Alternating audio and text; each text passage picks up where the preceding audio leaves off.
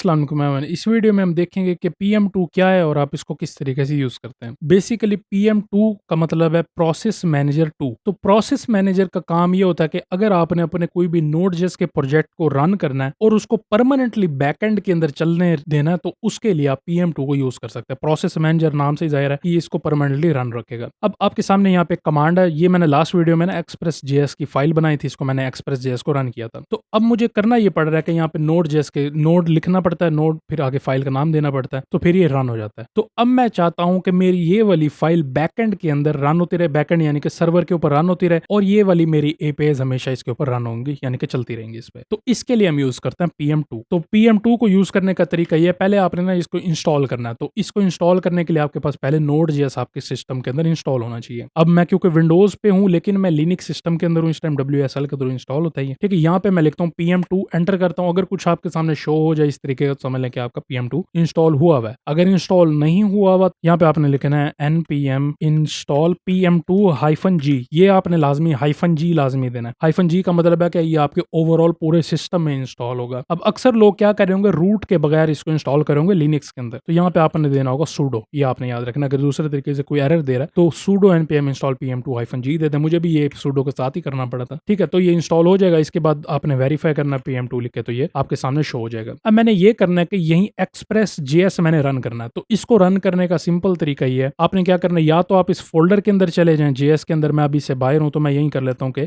cd resources JS, इस folder के अंदर चला जाता हूं। यहाँ पे आपने आके ना इसको फाइल को स्टार्ट करना है। तो इसको करने का तरीका बिल्कुल सिंपल सा, यहाँ पे आपने देना है PM2 start express.js, एंटर करेंगे। अब ये प्रोसेस मैनेजर के तौर पर स्टार्ट हो चुकी है। लेकिन यहाँ पर एक प्रॉब्लम यह है कि जब आप इसको रीस्टार्ट करेंगे ना, यानी कि अपने सर्वर को या अपने पीसी को, तो ये क्या होता है कि ये ना बंद हो जाता है दोबारा। तो इसको सही करने का तरीका ये है कि यहाँ पे आपने लिखना है PM2 सेव। ठीक है, ये सेव हो गया। फिर आपने लिखना है PM2 स्टार्टअप, एंटर करना है। ठीक है, अब ये इसने क्या किया कि इसने इसको बैकग्राउंड में चलने दिया। ठीक है, इसको सेव कर लिया अपने पास। और अब ये क्या होगा कि जब आपका सिस्टम रीस्टार्ट होगा तो ये ऑटोमेटिकली लाइव आ जाएगा। तो यहाँ पे इसको वेरीफाई कर लेते हैं, SS-TULPN, एंटर करेंगे। तो यहाँ पे दे सकते हैं कि 3000 पोर्ट चल रही है, यानी कि हमारे पास ये रन हुआ है हमारा एक्सप्रेस का प्रोजेक्ट। तो अगर मैं अब जाके यहाँ पे इसको API कॉल करता हूँ इसके ऊपर, ठीक है जी, यहाँ पे देख सकते हैं कि ये API रन कर रहा है। अच्छा, हमारे पास एक प्रॉब्लम आ रहा है कि express.js लास्ट वीडियो में जो मैंने किया था उसमें मैंने ये किया था कि यहाँ पे .env वाली फाइल के अंदर से ये वाला डाटा हमने यहाँ पे रीड किया था। तो ये इसने क्या किया कि जब आप यहाँ पे इसकी API में देखते हैं तो ये दिखा रहा है अनडिफाइंड, क्योंकि मैं यहाँ पे इसको रीड कर रहा था। अब इसको फिक्स करने के लिए ना बहुत सारे तरीके हैं हमारे पास। ठीक है, तो सबसे बेस्ट मैं आपको इसका तरीका बताता हूँ, बिल्कुल सिंपल बताता हूँ। अब होता ये कि जो भी आपने PM2 के थ्रू यहाँ पे प्रोजेक्ट रन किया है, तो उसको आप क्या कर सकते हैं कि उसको एक बाय कमांड की बजाय एक फाइल सेव कर सकते हैं अपने पास, जिसके थ्रू आप इसको डायरेक्ट रन कर सकेंगे। अब मैं करता ये हूं कि अब हम इसको रोकते हैं। तो यहाँ पे मैं लिखता हूँ PM2 स्टेटस। ठीक है, एंटर करेंगे। यहाँ पे ये हमें दिखा रहा है, ये इसका नाम है। तो अब आपने इसको डिलीट करना है। तो PM2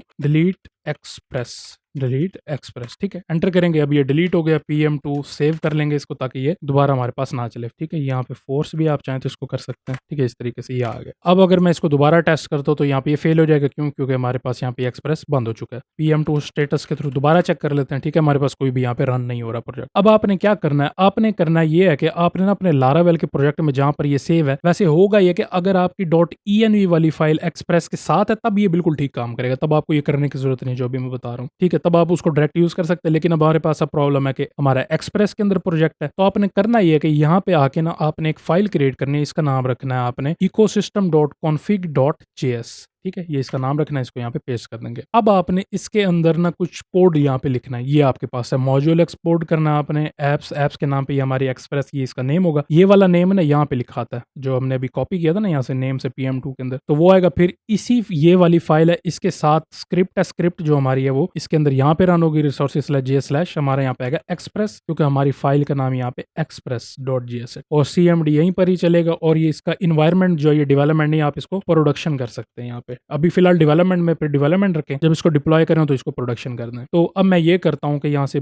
इसको अब हमने रन करना है, तो इसको रन करने के लिए मैं यहाँ पे बाहर आ जाता हूँ। यहाँ पे हमारे लाइव वायर के फोल्डर के अंदर है ये। तो इसको रन करने का ना बिल्कुल सिंपल सा तरीका, आपने इस तरीके से लिखना PM2 स्टार्ट इकोसिस्टम, आगे ये फाइल का नेम आ जाएगा, एंटर करेंगे। हमारे सामने ना यहाँ पे एक एरर आ रहा है, ये कह रहा है कि मेल फॉर्मेटेड है ये। इसको सही करने का ना बिल्कुल सिंपल सा तरीका, आपने आना ecosystem.config पे, इसको रीनेम करना। यहाँ पे आपने ना डॉट के आगे ना JS से पहले यहाँ पे लिखना है CJS, इसको रख देंगे, एंटर करना है। अब दोबारा आके इसको रन करना है, लेकिन यहाँ पे शुरू में दे देना आपने CJS, एंटर करेंगे। ठीक है, ये देखिए ये स्टार्ट हो चुका है। अब मैं इसको दोबारा सेव कर लेता हूँ, PM2 सेव, फिर एंटर करना PM2 स्टार्टअप, PM2 एंटर करेंगे। अभी इधर सेव हो जाएगा, PM2 स्टेटस लिख के हम यहाँ पे इसको चेक भी कर सकते हैं, एक्सप्रेस ऐप, और यहाँ पे आप नाम दे सकते हैं कि ये ऑनलाइन है हमारे पास। अब इसका अगर आपने लॉग्स चेक करने की बिल्कुल ठीक काम करी है नहीं, तो यहाँ पे आपने लिखना PM2 लॉग, आगे फिर इसका नेम आ जाएगा एक्सप्रेस हाइफन ऐप, एंटर करेंगे। ठीक है, यहाँ पे देख सकते हैं कि ये आ गया। अब आप यहाँ पे गौर करेंगे कि एक्सप्रेस ऐप जो है ना, ये आप यहाँ पे हमेशा पास किया करेंगे, यानी कि इसके नेम के थ्रू। डिलीट करना है तो लॉग की जगह आप डिलीट कर देंगे। अब अगर आपने यहाँ पे कुछ जैसे लिखा ना console.log किया हुआ, और वो आपने देखना, तो वो आपको यहीं पर ही मिलेगा। और ये वाले लॉग्स जितने भी यहाँ पर फाइल का आपको नाम दिए, इसके अंदर सेव होते हैं। आप चाहें तो यहाँ से जाकर डिलीट कर सकते हैं। अगर इसके अंदर कोई एरर आता है तो वो भी ऊपर रेड कलर की लाइंस आ रही होंगी, वहां पर भी आपको बताया होगा। ये देखें ना, ऊपर नाम दिया हुआ है कि इसके अंदर एरर स्टोर है। ये कि अगर आपके एरर बढ़ जाते हैं या लॉग्स बढ़ जाते हैं, तो आप जाके उसको डिलीट भी करना चाहें तो उससे एक जगह आपकी बन जाएगी। ठीक है, तो यहाँ पे ये रन हो चुका है। अब मैं क्या करता हूँ कि API कॉल करता हूँ यहाँ पे दोबारा। तो यहाँ पे देख सकते हैं कि हेलो वर्ल्ड, और यहाँ पे जो मेरा जिब्रिश इसके अंदर लिखा हुआ है यहाँ पे सारा, ये भी .env वाली फाइल के अंदर ये भी आ चुकी है। इसको यहाँ पे मैं चेंज कर देता हूँ, चेंज करके इसको दोबारा यहाँ पे सेंड करते हैं। ये पुराने वाला आ रहा है, वो इस वजह से क्योंकि आपको इसको MPM को इसको रीस्टार्ट करना पड़ेगा। तो इसको रीस्टार्ट करने का तरीका है PM2 रीस्टार्ट, यहाँ पे आएगा एक्सप्रेस हाइफन ऐप, तो एंटर करेंगे, ये रीस्टार्ट हो जाएगा। आप चाहें तो यहाँ पे स्टेटस भी चेक कर सकते हैं बार बार के ये बिल्कुल ठीक काम कर रहे हैं नहीं, लॉग लिख सकते हैं इसमें। तो यहाँ पे अब मैं इसको दोबारा सेंड करता हूँ, तो ये देखें ये अब इसने चेंज कर दिया। क्यों? क्योंकि हमने इसको रीस्टार्ट किया, और यहाँ पे जो वेरिएबल्स हैं ये साथ रीड हो जाते हैं। ठीक है जी, तो ये सिंपल तरीका था। इस तरीके से आप PM2 को, प्रोसेस मैनेजर 2 को यूज कर सकते हैं।